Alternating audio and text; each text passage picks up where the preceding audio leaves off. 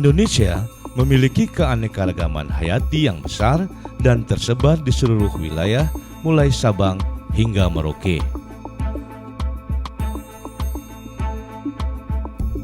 Kekayaan alam ini menjadikan Indonesia mempunyai peluang untuk mewujudkan kemandirian pangan bagi lebih dari 250 juta penduduk Indonesia. Bahkan dapat menjadi negara pensuplai pangan bagi negara lain yang membutuhkan. Kemandirian pangan merupakan syarat mutlak agar kita mampu meraih kedaulatan pangan. Berarti kita harus meningkatkan lagi kapasitas dalam memenuhi kebutuhan pangan berupa sumber karbohidrat, protein, vitamin, dan mineral agar rakyat Indonesia hidup sehat, aktif, dan produktif. Untuk itu, Indonesia telah mencanangkan swasembada pangan nasional.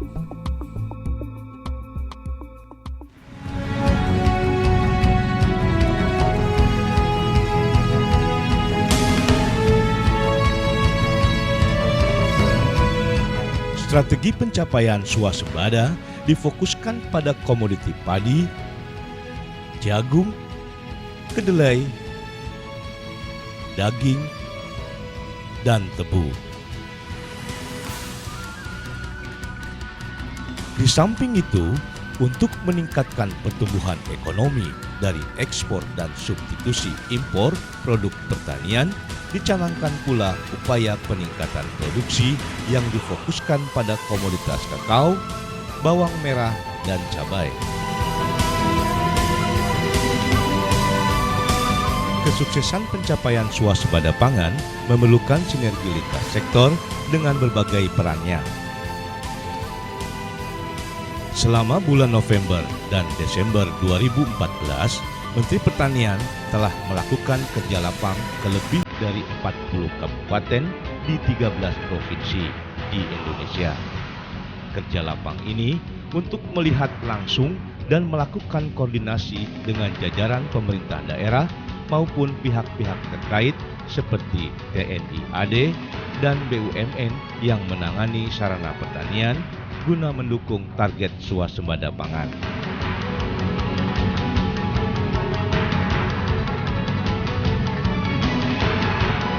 Beberapa kerja lapang juga dihadiri oleh Presiden dan Wakil Presiden.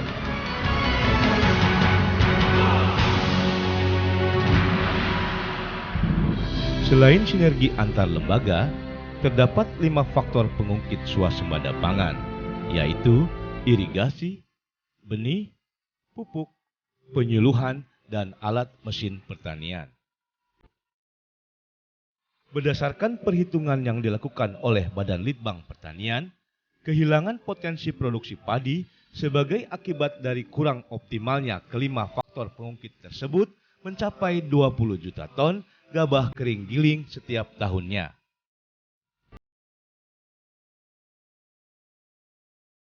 Hasil identifikasi terhadap prasarana irigasi di berbagai wilayah mengindikasikan bahwa 46,03% jaringan irigasi mengalami kerusakan. Kondisi ini menyebabkan petani tidak mendapatkan sumber air yang memadai, sehingga petani hanya mampu menanam padi sebanyak 1-2 kali dalam setahun. Padahal untuk lahan beririgasi, indeks petanaman seharusnya dapat mencapai 3 kali tanam per tahun.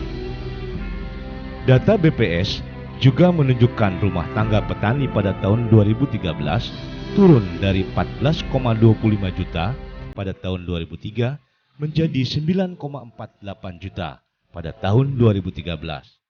Oleh karena itu, mekanisasi dan proses budidaya tanaman sampai panen dan pasca panen harus dilakukan dengan bantuan alat mesin pertanian.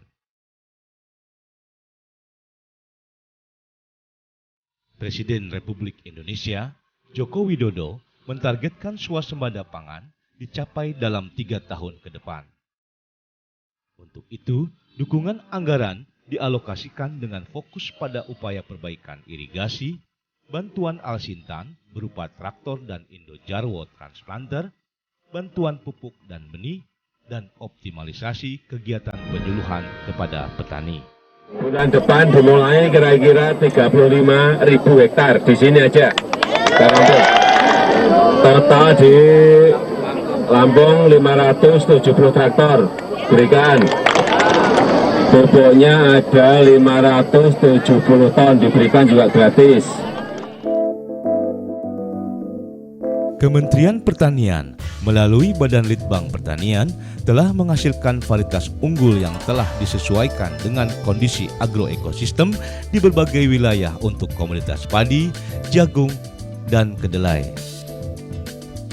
Badan Litbang Pertanian juga telah menghasilkan inovasi teknologi kalender tanam terpadu untuk memandu petani padi, jagung, dan kedelai. Khususnya dalam menentukan waktu tanam, dosis pemupukan, serta jenis varietas yang sesuai dengan wilayahnya sampai ke tingkat kecamatan. Kalender tanam terpadu tersebut dapat diakses melalui internet di alamat katam.litbang.pertanian.go.id maupun melalui SMS. Dalam hal teknologi budidaya, Badan Litbang Pertanian merekomendasikan cara tanam jajar legowo, yaitu cara tanam dengan lorong yang luas atau dikosongkan dan barisan berselang-seling sehingga mampu mengatur populasi tanaman agar jumlahnya optimal. Cara tanam jarwo dapat dilakukan dengan menggunakan alat tanam jarwo sederhana, yaitu caplak, ataupun dengan menggunakan mesin Indo Jarwo Transplanter yang merupakan hasil karya para perekayasa Badan Litbang Pertanian. Untuk memanen padi digunakan mesin mini combine harvester atau micro harvester yang sesuai untuk sawah dengan petakan sempit. Badan Litbang Pertanian juga telah menghasilkan inovasi teknologi untuk komoditas tebu, kakao, cabai, bawang merah, dan ternak, mulai dari hulu hingga hilir. Sesuai dengan program Kabinet Kerja Presiden Joko Widodo dan penerapan sinergi, harmoni, dan simplicity di semua sektor, maka Swasembada Pangan 2017 optimis diraih Kementerian Pertanian. Mari sukseskan pembangunan pertanian menuju Swasembada Pangan 2017.